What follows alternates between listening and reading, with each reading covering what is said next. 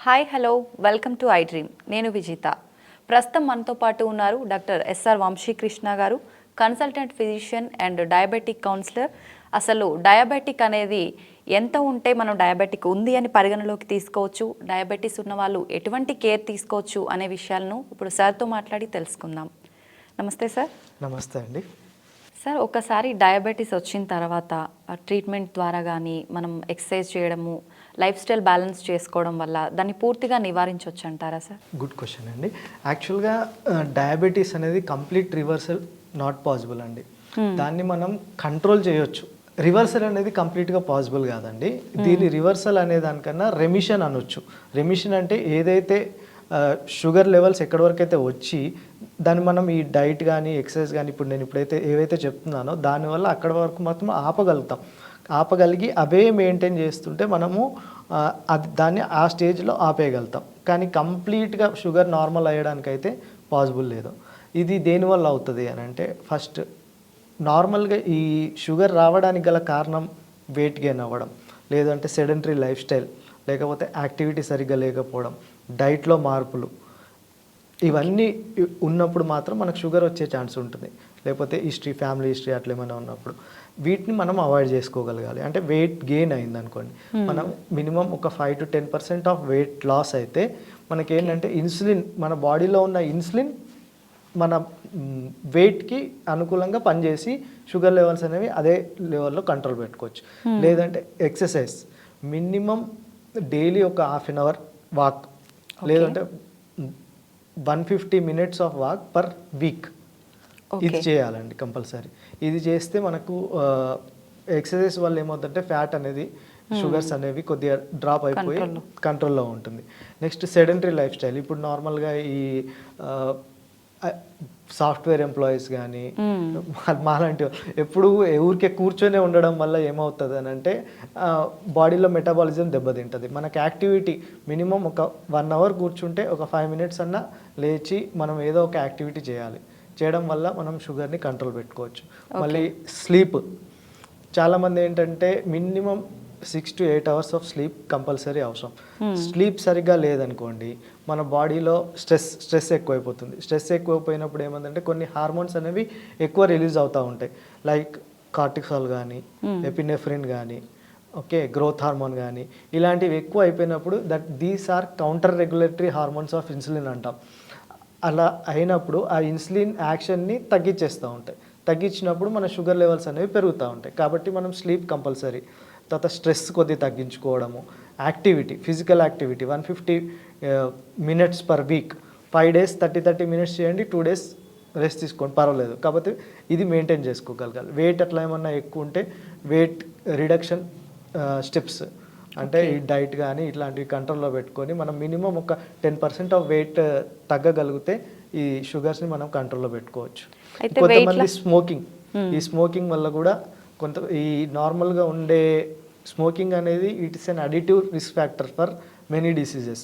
ఇప్పుడు ఆల్రెడీ మనకు hyper tension ఉంది, డయాబెటీస్ ఉంది, దానికి స్మోకింగ్ యాడ్ అయిపోయింది అనుకోండి, మన ఈజీగా స్ట్రోక్ వచ్చే ఛాన్స్ కానీ పారాలసిస్ వచ్చే ఛాన్స్ కానీ ఉంటుంది అన్నమాట. అయితే షుగర్ వల్ల కిడ్నీస్ పాడయ్యే ఛాన్స్ కూడా ఉంటుందా సార్?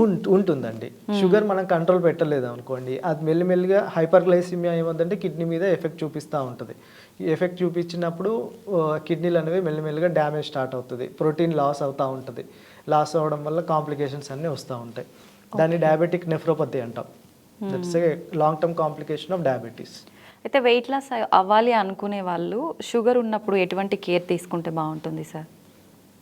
చెప్పాను కదండి, డైట్ విషయంలో కార్బోహైడ్రేట్ మొత్తం తగ్గించుకుని ఈ activities, physical activity, sedentary life style లేకుండా ఇవన్నీ చేస్తుంటే కొద్దిగా మనకు ఎఫెక్ట్ ఉంటుంది.